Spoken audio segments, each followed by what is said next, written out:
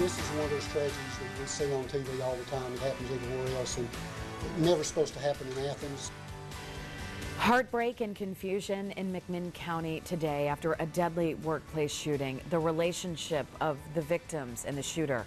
Plus, the way the community will honor the victims today. Our live coverage from the site of the shooting continues in just 1 minute.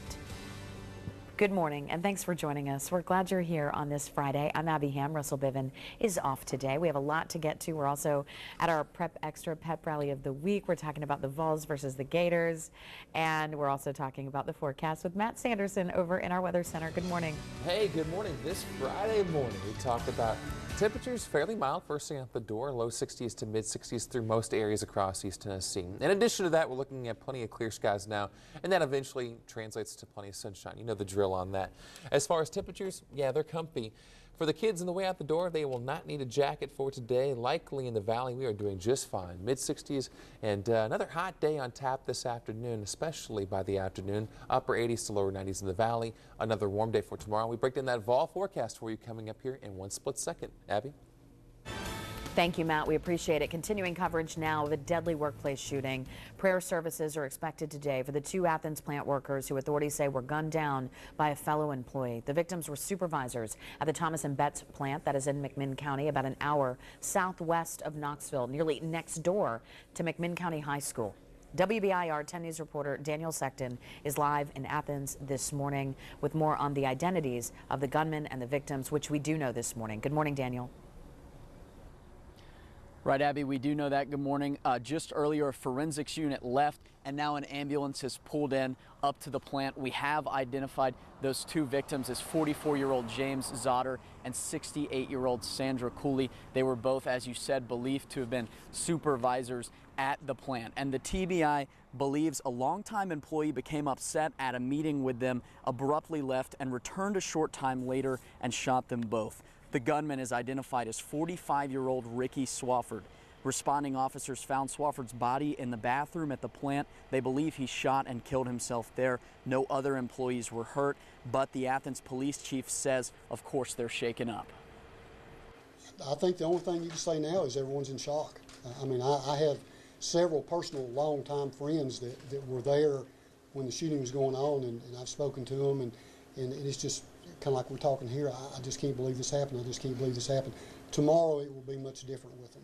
It's like any traumatic experience for any human being is when the shock wears off, that's when it really hits you.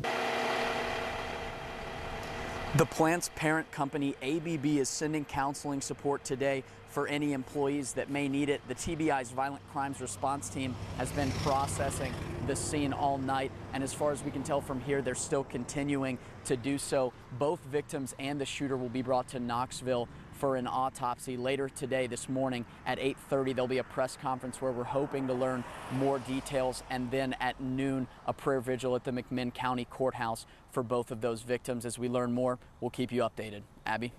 Daniel, thank you. We appreciate it. We'll talk to you in just a bit. Again, the plant where the deadly shooting happened is Thomas and Betts in Athens. It's a manufacturer of electrical products. Its headquarters are in Memphis. In a statement, the parent company says the ABB family is shocked and saddened by the tragedy at our Thomas and Betts facility. Our thoughts and prayers are with the victims' families during this difficult time. Again, if you're just tuning in, the TBI is investigating a shooting at an Athens plant that killed 3 people, including the suspected shooter. Investigators say Ricky Swafford shot and killed his 2 supervisors, 44-year-old James Zotter and 68-year-old Sandra Cooley. They believe he then turned the gun on himself. This all happened around 4 o'clock yesterday afternoon. A news conference is set for 8:30 this morning. We will stream it at WBIR.com. Turning to more of your other top local stories today, and new this morning, more negative feedback for a University of Tennessee law professor who is also a USA Today columnist. Glenn Reynolds tweeted, "Run them down," in response to a report about protesters in Charlotte stopping traffic. USA Today says Reynolds violated its standards. His column has been suspended for 1 month. Twitter suspended his account for several hours on Thursday. It was restored after he agreed to delete the tweet. UT's College of Law says the university is investigating. It is 6:35 now on your Friday morning. We turn to the unrest in Charlotte after the break. If I am walking, and I'm walking peacefully, you know I've been peacefully protesting for 3 nights, all night.